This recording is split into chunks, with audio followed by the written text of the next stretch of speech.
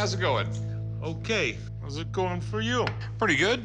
So that's a fancy-looking box you got there. Open it up.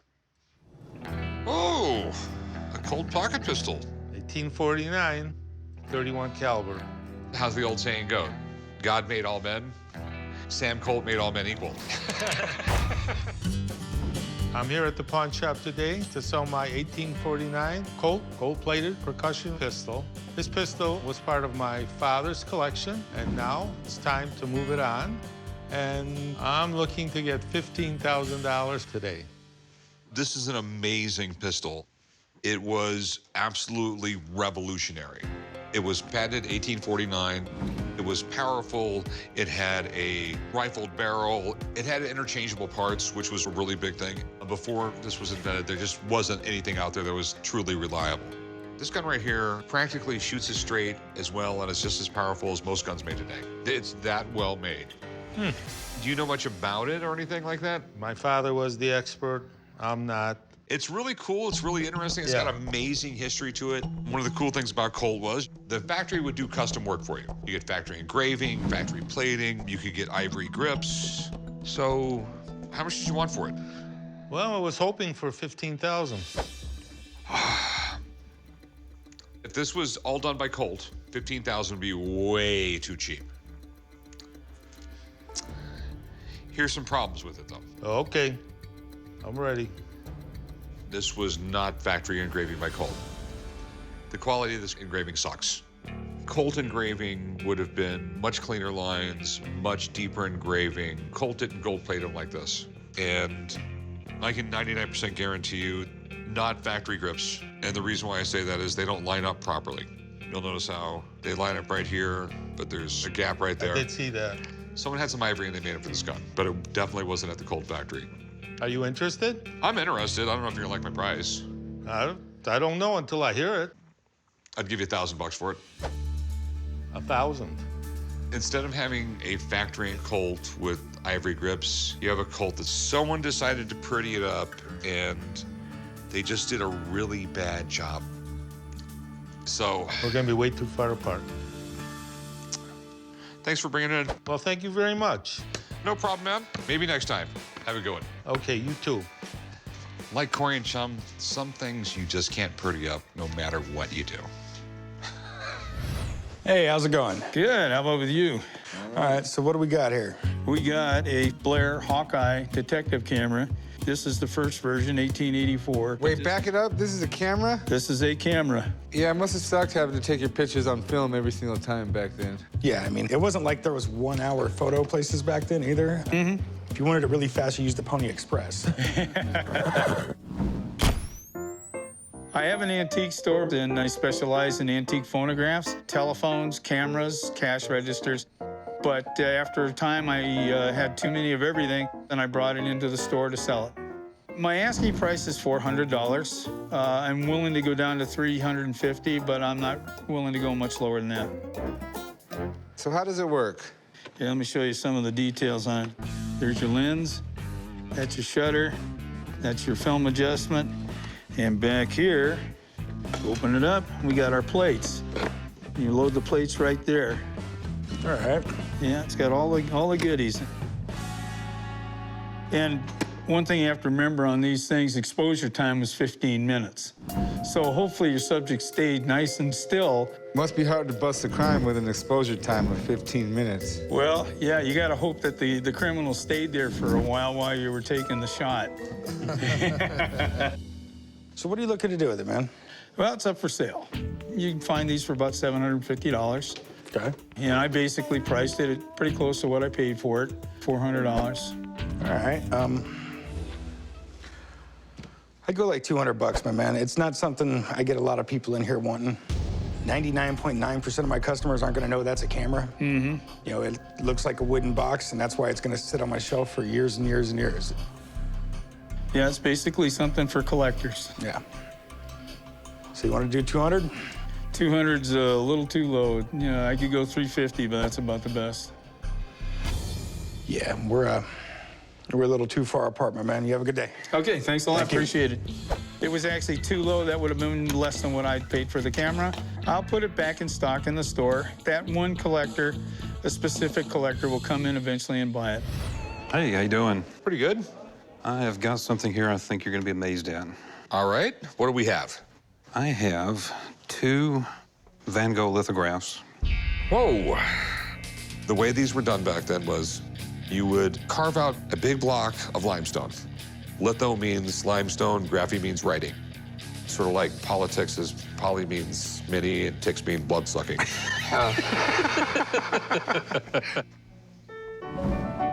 I had not heard of Van Gogh until I was 15, but I've been studying them for the last 35 years. If these are what I believe they are, then I think the sky's the limit. I mean, 7 figures plus. Where did you get these? These were given to me by my mother, and she received them from a priest who got them from a soldier that came back from World War II in Europe. Okay.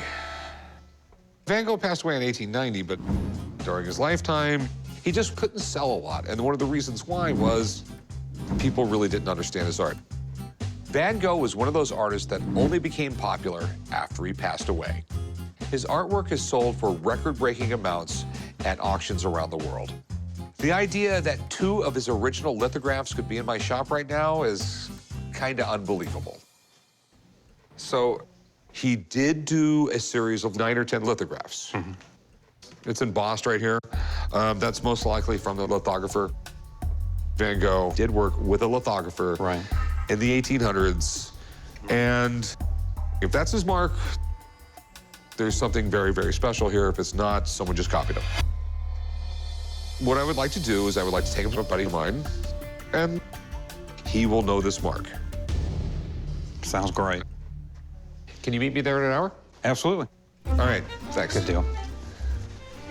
I think finally having a specialist look at these artworks are going to be wonderful. I'm absolutely confident that we're going to get some good news today. This is what I called you about. Whew, Van Gogh, huh? Maybe Van Gogh. All right. Well, let's see what we've got here.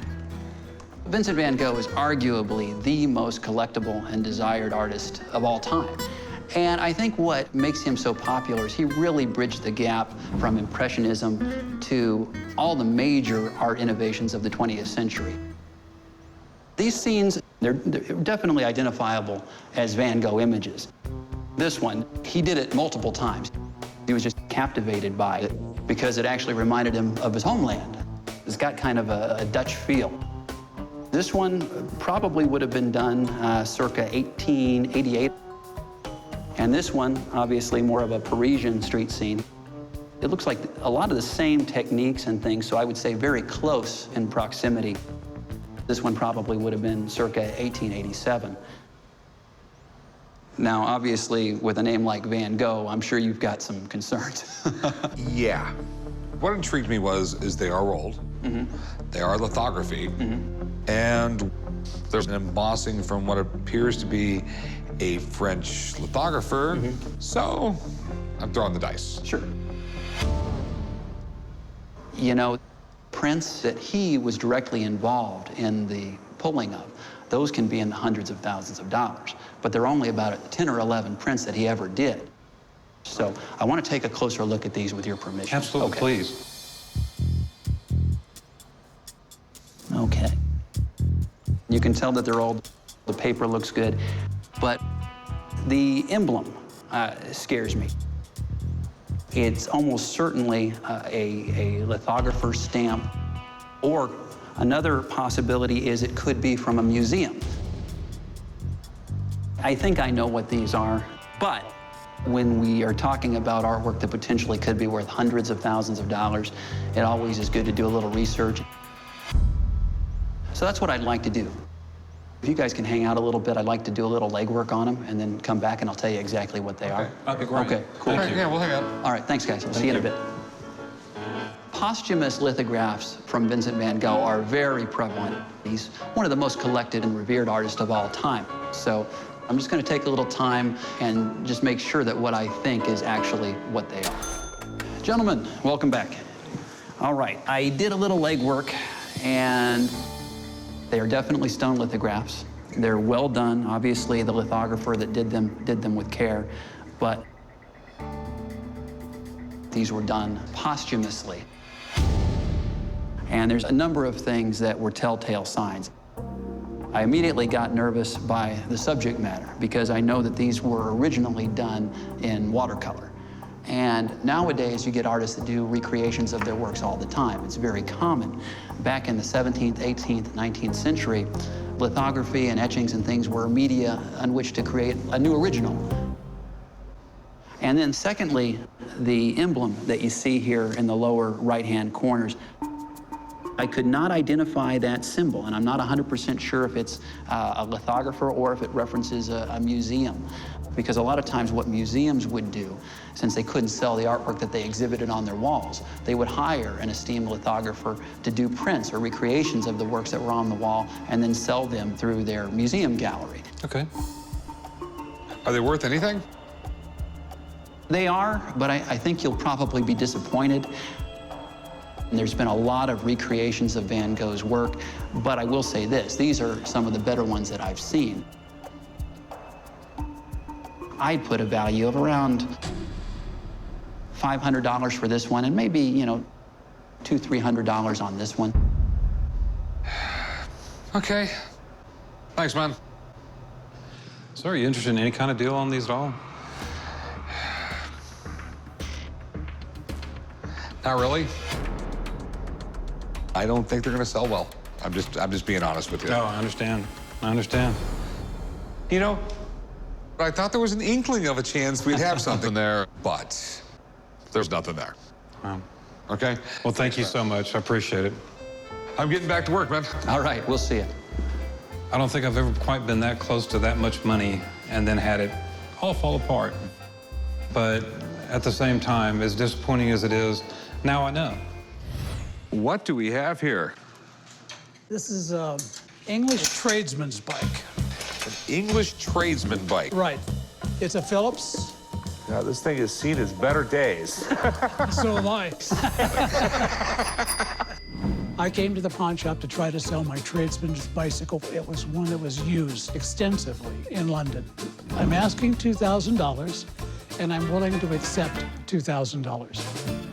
This is really neat. Phillips has been making bikes, I think, since maybe the 1890s. And they continued to make them all the way up through the 70s or the 80s. You know, these were made in England. If you were in London, you could get around the town on a bicycle just as quick as a car. Better than a car.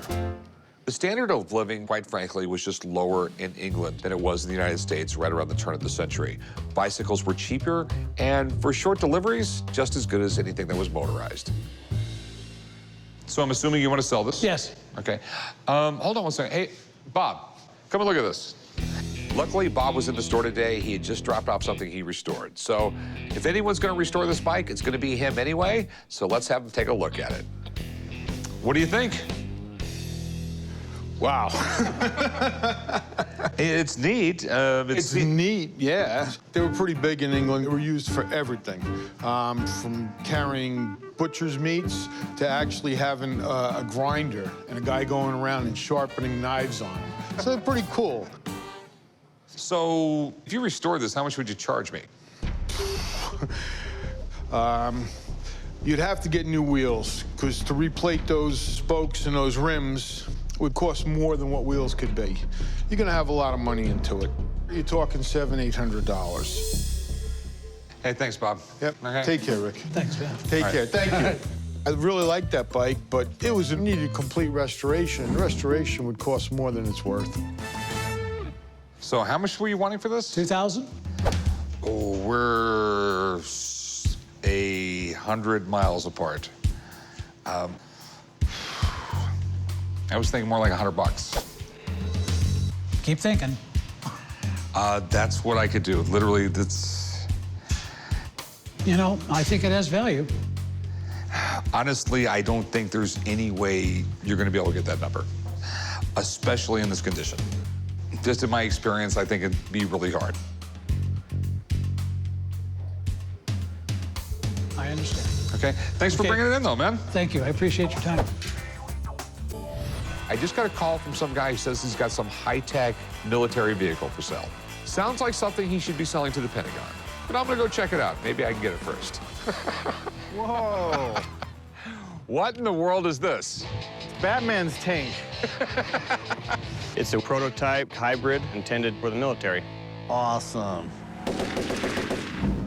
My intention was to drive it, use it, and sell it. I realized I didn't have the expertise to put it back together. The lowest I would probably take be about $85,000. So where exactly did you get it? A company that built military components. They spent over $1 million building it, and I couldn't pass it up. All right. Well, it is pretty badass, I can tell you that. Had a gun on top? That's a camera that holds a gun. It held a .50 caliber or an M16. Set up like a fighter pilot. You got a navigator and a gunner. They're all behind bulletproof glass. Obviously, someone did spend a lot of money on it. Military contractors spend millions developing prototypes like this, and if the Pentagon actually orders these things, the payoff could be astronomical. So I can get in? Absolutely. Don't hurt yourself now. Yeah, this is not exactly fat guy friendly. Well, I don't think they wanted people to get out of it. Actually, it's not too bad. Yeah, see? Especially if you were in military shape. And this is all some sort of composite material right here that's bullet resistant? It's a Kevlar fiberglass composite. Have you ever fired a couple rounds at it? I was planning on doing that next. I would have done it already. Now, have you driven it? I haven't driven it. They didn't give me the way to start it. You know what? This would be a lot of brain damage trying to figure out how to get going, especially when there's no manual. Right. Come on, Rick. You've got the biggest head at the shop. You could figure it out. Maybe. So how much you looking to get out of it? I'm asking $150.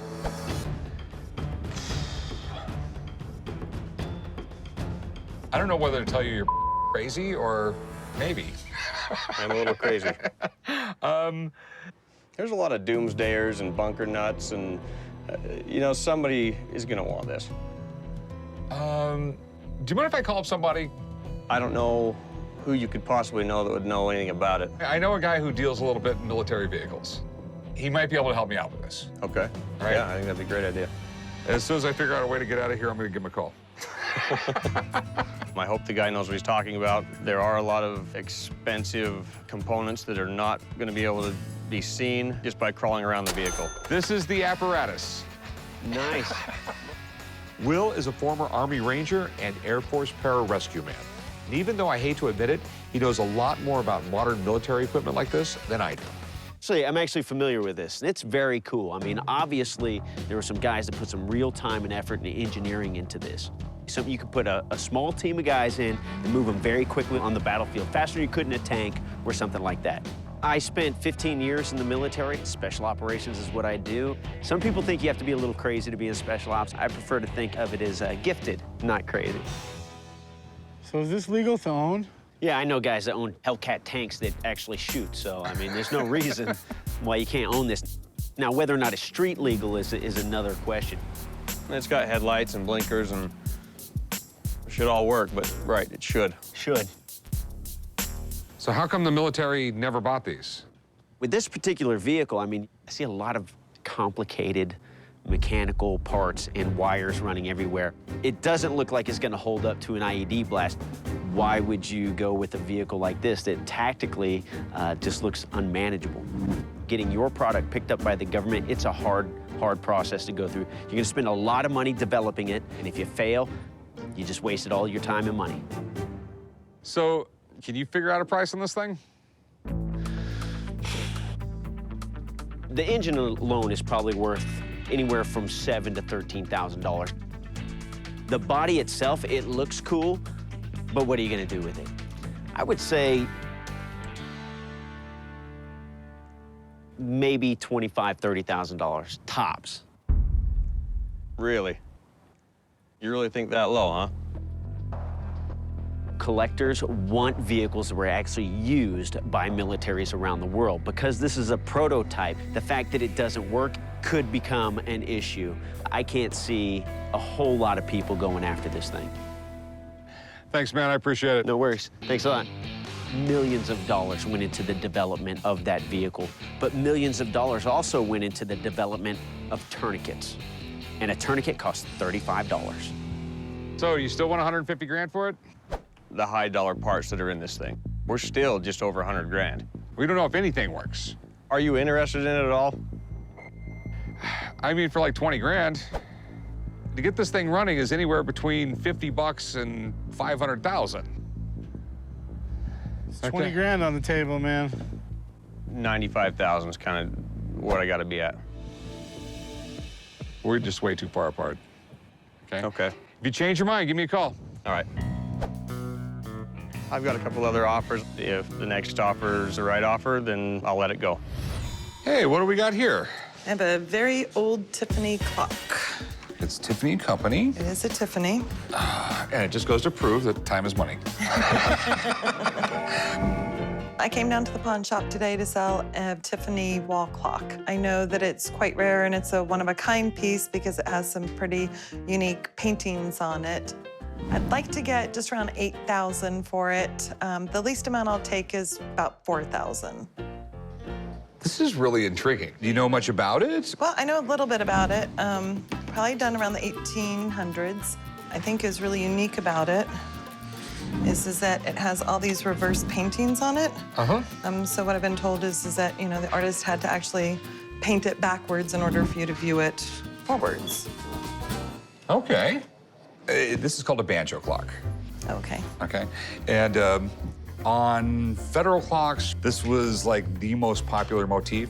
This was the first like major sea battle during the War of 1812.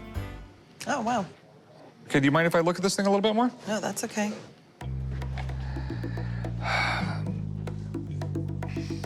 There's some writing on the inside, but I don't know what that's from. That is a clockmaker's repair. They have this weird little script and everything like that, so next time they work on it, they know what they did. Oh, okay. Okay? But it looks like it was in December of 1916 it was worked on. Oh. Long time ago. Yeah. Okay, and do you want to sell it? Yes, I'm looking for $8,000. Okay. Now, a few things. It's not from the 1820s. This is probably from right around 1900. These things retail for right around $2,000. Okay, without Tiffany, it's like $1,000. Okay. So I will give you like 1,200 bucks. I would be more inclined around the 4 or 5. They just don't go for that. Right. I'd go 13. Or are we just too far apart? I think we're too far apart. All right. Have a nice day. Thank you, you too.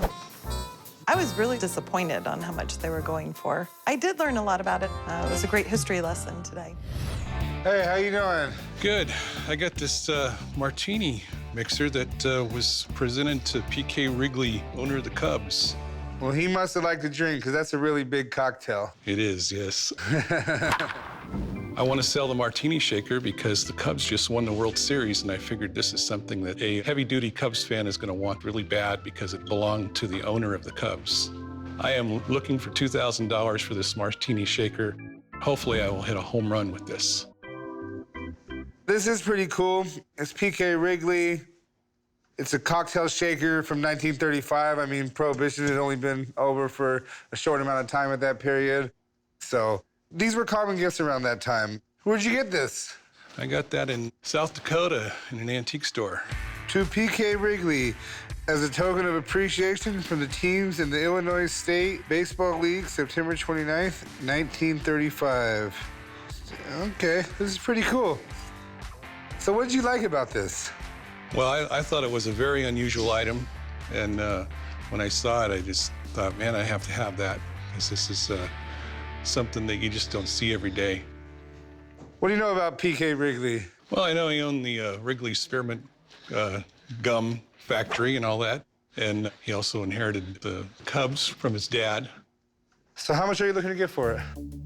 I'm looking to get $2,000 out of it. Okay. As far as $2,000, I'm just not sure. If you have a little bit of time, I can call down Jeremy, and he is an expert on all sports memorabilia. I'm sure he knows a little bit about this. That'd be great. Let me give him a call and see if he can come down. Okay. I am hoping that the expert will present a value of this that's much greater even than what I'm thinking it might be worth. Take a look.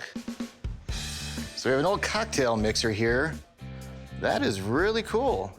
This item isn't actually an award, it's more of a thank you. The cocktail mixer was engraved to P.K. Wrigley, owner of the Chicago Cubs, in gratitude for allowing the Illinois State League to play at his facility. The Wrigleys were the majority owner of the Chicago Cubs from 1921 all the way through 1981. PK took over in 1932, and right away the club stayed relevant. They won pennants in 1935, 1938, and again in 1945. It's after that, when the wheels fell off, just to shed some light on it, in the next 32 years, the Cubs would only have a winning record 7 times. So, what kind of value do you think this has?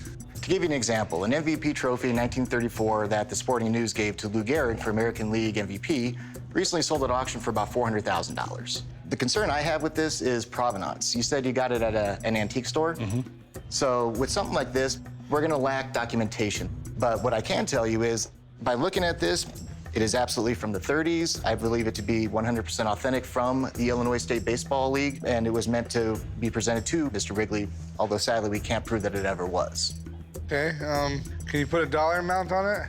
Based on similar awards from the same time frame, you're looking at around 250 bucks. All right, thanks for coming in. Absolutely, appreciate it. I don't think it's what you want to hear, but he did say it was cool. Yeah, not what I wanted to hear, though. So what do you think? Well, I think it's worth more than that, and so I'm going to stick to my price. Okay. I mean, it is cool. I would love to have it. I mean, I'd make you an offer on it, but we're so far apart, I don't want to offend you. I understand. Thanks for bringing it in. Thank you. I'm a little unhappy that I was not able to make a deal, but I have no doubt I'll be able to sell this someday to a true Cubs fan. I would say that unfortunately, this was a strikeout.